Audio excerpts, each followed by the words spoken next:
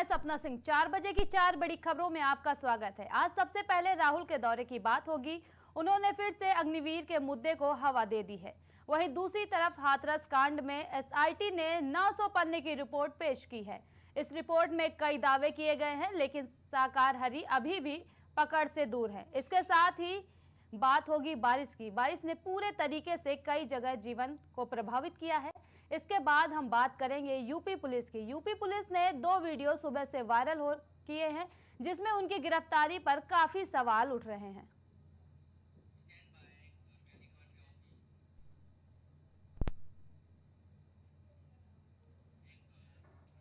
लोकसभा चुनाव के बाद से कांग्रेस सांसद राहुल गांधी लगातार हर मुद्दे पर मुखर होकर खड़े होते दिखाई दे रहे हैं।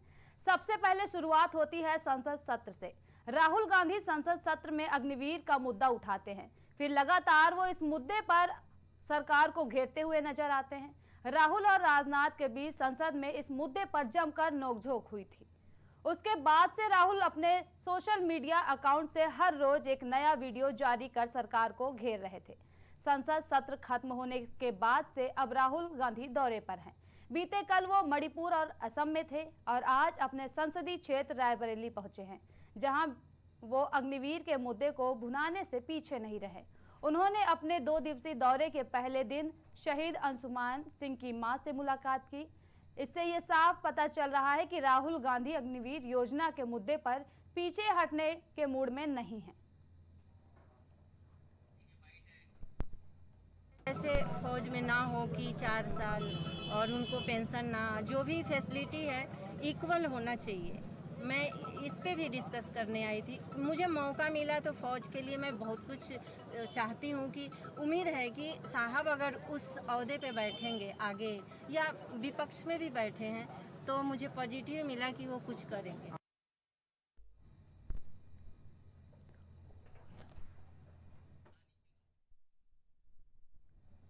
आपको बता दें कि राहुल गांधी अग्निवीर योजना पर लगातार निशाना साध रहे हैं। आपको बता दें कि राहुल गांधी आज रायबरेली पहुंचे हैं, जहां पर उन्होंने फिर से एक बार निशाना साधा। आपको बता दें लोकसभा चुनाव के बाद से कांग्रेस सांसद राहुल गांधी लगातार हर मुद्दे पर मुखर होकर खड़े होते हुए दिखाई दे रहे हैं। सबसे पहले शुरुआत होती है संसद सत्र से। राहुल गांधी संसद सत्र में अग्निवीर का मुद्दा उठाते हैं, फिर लगातार वो इस मुद्दे पर सरकार को घेरते हुए नजर आते हैं। राहुल और राजनाथ के बीच संसद में इस मुद्दे पर जमकर नोकझोंक हुई थी। उसके बाद से राहुल अपने सोशल मीडिया अकाउंट से हर रोज एक नया वीडियो जारी कर सरकार को घेर रहे हैं। संसद सत्र खत्म होने के बाद अब राहुल गांधी दौरे पर हैं। बीते कल वो मणिपुर और असम में थे और आज अपने संसदीय क्षेत्र रायबरेली पहुंचे हुए हैं। ज्यादा जानकारी के लिए हमारे सहयोगी राजेश यादव हमारे साथ लाइव जुड़ चुके हैं। राजेश, विपक्ष अग्निवीर योजना का विरोध करता रहा है। कांग्रेस सांसद राहुल गांधी ने लोकसभा चुनाव 2024 में इस मुद्दे को बनाया है। बिल्कुल सपना, अगर बात करें विपक्ष की तो विपक्ष लगातार अग्निवीर मुद्दे को लेकर जिस तरीके से पार्लियामेंट में इस बात को उठाता रहा है, तो कहीं न कहीं ये बहुत बड़ा मुद्दा था पार्लियामेंट का, अग्निवीर का, जिसमें लगातार चाहे राहुल गांधी की बात करें चाहे अखिलेश यादव की बात करें, तो दोनों नेता सदन में इस मुद्दे को लगातार, अग्निवीर के मुद्दे को लगातार उठाते नजर आए थे। और उसके बाद जो है इसी मुद्दे पर सरकार को लगातार, बीजेपी सरकार को घेरते हुए नजर आते थे। राजेश, राहुल गांधी से मुलाकात के बाद शहीद कैप्टन अंशुमान की मां मंजू ने कहा कि अग्निवीर योजना बंद होनी चाहिए, आखिर क्यों? बिल्कुल, जिस तरीके से अग्निवीर योजना को लेकर एक बहुत बड़ी लापरवाही सामने आ रही, कहीं कहीं देखा जाए तो राहुल गांधी इसको लेकर लगातार आरोप भी लगा रहे हैं कि अग्निवीर योजना को बंद किया जाए। अग्निवीर योजना जो है कहीं कहीं देखा जाए युवाओं के साथ खिलवाड़ है, युवाओं के साथ छलावा किया गया है। और उसके अलावा जिस तरीके से राहुल गांधी पंजाब पहुंचे हुए, तो पंजाब के एक शहीद जवान के साथ उनके घर पे पहुंचे हुए थे, जो पंजाब में जवान शहीद हुआ था उसके घर पहुंचे हुए थे। उसके मां से मुलाकात भी हुई थी। वहां पे जो जवान शहीद हुआ था उसकी मां से मुलाकात होने के बाद उसकी मां ने आरोप सीधे सीधे बोल दिया था कि जो ये अग्निवीर योजना है, कहीं कहीं ये जो युवा है, देश के युवा है, उनके साथ खिलवाड़ किए जा रहा है, उनके जान के साथ खिलवाड़ किया जा रहा है। तो सबसे बड़ा आरोप लगाया था जो जवान शहीद हुआ था उसकी मां ने, तो जाहिर सी बात है कि उसी को लेकर संसद में इस बात को उठाते रहे और हर तरीके से इस योजना के खिलाफ थे। यहाँ तक अखिलेश यादव ने साफ साफ कह दिया कि अगर हमारी सरकार या इंडिया गठबंधन की अगर सरकार आती है तो अग्निवीर जैसी योजना को हम बिल्कुल तत्काल प्रभाव से बंद करेंगे, इसको किसी कीमत पे आगे नहीं बढ़ाएंगे। और जिस तरीके से आज तक इससे पहले जिस तरीके से आर्मी की भर्ती होती आई है उसी के अनुसार हम फिर से इसकी भर्ती करेंगे। जी, योजना की समीक्षा की है, वो इसमें सुधार के लिए कई सिफारिशें भी की है। सेना ने किन बदलाव की इच्छा जताई है? देखिए, सबसे बड़ा मुद्दा ये है कि जो अग्निवीर का मुद्दा है इसमें सबसे बड़ा जो वजह है कि जो इसमें 4 साल के लिए किया गया था, लेकिन बहरहाल अभी उसको फिर बढ़ा दिया गया है, उसको 4 साल से 7 साल कर दिया गया। लेकिन फिर भी सवाल वही खड़ा होता है कि जो नौजवान, हमारे देश के नौजवान देश की सीमाओं पर अपने प्राणों को न्यौछावर कर रहे हैं, अपने प्राणों की आहुति दे रहे हैं, तो जाहिर सी बात उनके साथ न वो जो उनकी शहीद के बाद जो उनको एक पुरस्कार राशि दी जाती है, कहीं न कहीं वो भी नहीं मिल पा रही है। ना ही उनको कहीं कहीं ये भी देखने के लिए आया जो जवान वहां पे सीमा पर शहीद हुए, उनको तिरंगे में भी सेना जो है तिरंगे में भी भेजने का काम नहीं की। कहीं कहीं देखा जाए तो जो अग्निवीर का मुद्दा है, अग्निवीर के जवान है, कहीं कहीं उनके जीवन के साथ उनके के साथ खिलवाड़ किया जा रहा है। जाहिर सी बात है कि लगातार विपक्ष जो है घेरते हुए सरकार को नजर आई है। जी राजेश, फिलहाल अभी अग्निवीर योजना के तहत क्या क्या व्यवस्थाएं हैं? देखिए, अग्निवीर योजना के तहत जो व्यवस्थाएं आपको बता रहा हूँ कि अग्निवीर में जाने के बाद उसको वो सारी सुविधाएं मिलती हैं जो एक जो परमानेंट जो एक सेना में एक सिपाही भर्ती होता है तो सारी सुविधाएं मिलती हैं। लेकिन फिलहाल जिस तरीके से उनको टाइम बाउंडेशन जो उनका है, सबसे बड़ा मुद्दा यही रहा है कि 4 साल में उनको सेना से निकाल दिया जाएगा या अब उसको बढ़ाकर 7 साल कर दिया जाएगा, 7 साल से उनको सेना से बाहर कर दिया जाएगा। तो जाहिर सी बात सबसे बड़ा मुद्दा यही है। लेकिन उसके साथ साथ में बाकी सारी सुविधाएं उनको जो एक सेना के जवान को मिलती है उनको मिल रही है। लेकिन शहीद होने के बाद जो उनको दर्जा दिया जाता है, वो दर्जा जो अग्निवीर के जवान है उनको नहीं दिया जाता। सबसे बड़ा मुद्दा ये भी है। जी राजेश, ज्यादा जानकारी के लिए आपका बहुत बहुत धन्यवाद।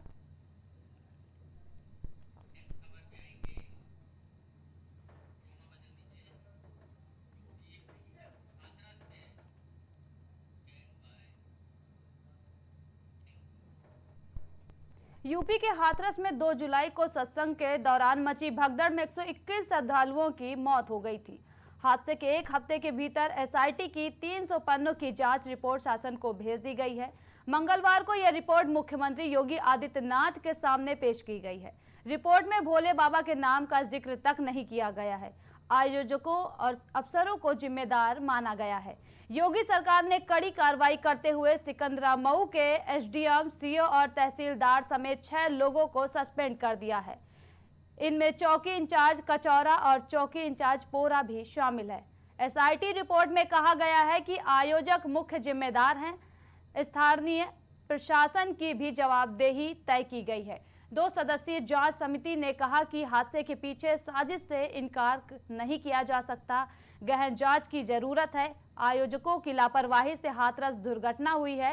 भीड़ को आमंत्रण देकर पर्याप्त इंतजाम नहीं किया गया था। स्थानीय पुलिस और प्रशासन के अधिकारियों ने आयोजन को गंभीरता से नहीं लिया था। साथ ही वरिष्ठ अधिकारियों को समुचित जानकारी नहीं दी गई थी। ज्यादा जानकारी के लिए हमारे सहयोगी अनुराग त्रिपाठी हमारे साथ लाइव जुड़ चुके हैं। अनुराग, हाथरस हादसे में क्या कुछ खुलासा हुआ एसआईटी की जांच में? देखिए, हादसे के 6 दिन बाद ये रिपोर्ट आई है और इसके बाद तमाम ऐसे पहलू हैं जो खुलकर सामने आ गए हैं। साफ बात तो ये है कि सबसे पहली बात जो भोले बाबा जिसकी बात की जा रही है क्लीन चिट दे दी गई है। बाकी सारे आरोपी तय कर दिए गए कि जो मुख्य सेवादार थे उनके ऊपर आरोप मढ़ दिए गए हैं, जो तमाम और आयोजक थे उनके ऊपर आरोप लगा दिए गए हैं। लेकिन भोले बाबा को इसमें से सीधे तौर पर क्लीन चिट दे दी गई। 6 ऐसे अधिकारी रहे जिसमें एसडीएम, सीओ, तहसीलदार, चौकी इंचार्ज शामिल हैं, जिनको आज सस्पेंड कर दिया गया है रिपोर्ट आने के बाद। और अभी भी इस रिपोर्ट में तमाम ऐसे पहलू हैं जिनका जवाब अभी सरकार को देना है, एसआईटी को देना है। इस एसआईटी का जो गठन किया गया था एडीजी जो आगरा है उनको कुलश्रेष्ठ उनकी निगरानी में किया गया था और उसकी पूरी एसआईटी की रिपोर्ट बताती है कि 150 से ज्यादा लोगों से पूछताछ की गई, इसमें चश्मदीद शामिल है, पीड़ित शामिल है, साथ ही प्रशासनिक व्यवस्था को देखने वाले अधिकारी शामिल है।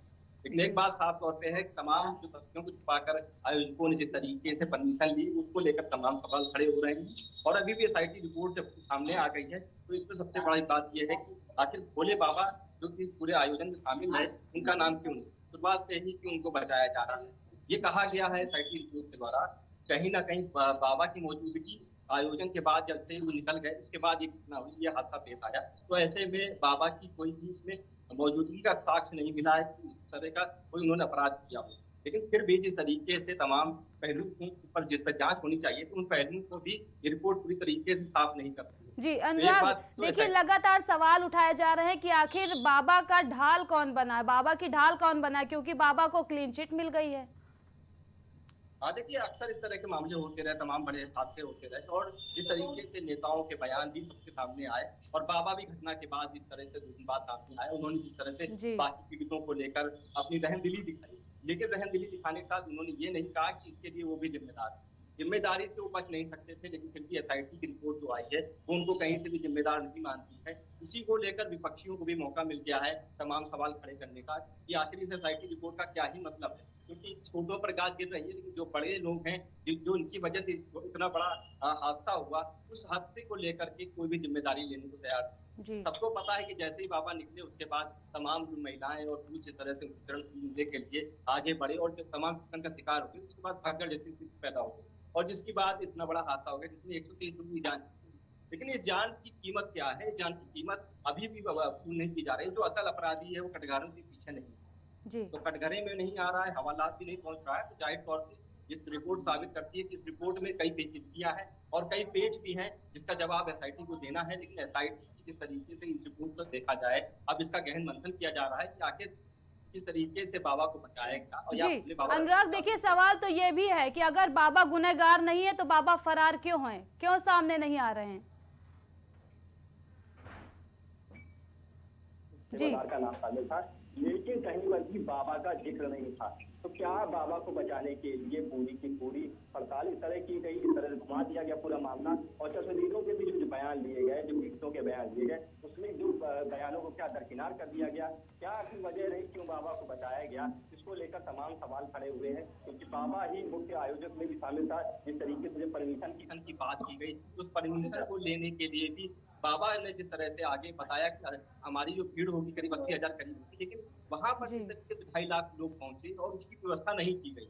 प्रशासन के ऊपर भी सवाल उठते हैं कि अगर 2.5 लाख लोग पहुंच गए थे तो आयोजन की अनुमति क्यों दे दी गई, क्यों वो मूक दर्शक बनी गई। जब चश्मदीद वहां पर मौजूद थे, जब उन्होंने देखा कि इतनी बड़ी तादाद में यहाँ लोग नहीं मौजूद हो सकते हैं, तमाम जो एग्जिट प्लान की बात की जाती है ना वो कहीं से नॉर्म पूरे कर रहे थे, ना वहाँ पे किसी तरह की ऐसी व्यवस्था थी कोई अस्पताल हो आसपास हो या एम्बुलेंस मौके पे खड़ी हो, अगर इस तरह का कोई हादसा हो या किसी को कोई प्रॉब्लम आती है उसको अस्पताल पहुंचाया जाए, ऐसी कोई व्यवस्था नहीं। तो आखिर परमिशन किन कंडीशंस में दे दी गई, इस पर सवाल जरूर उठे।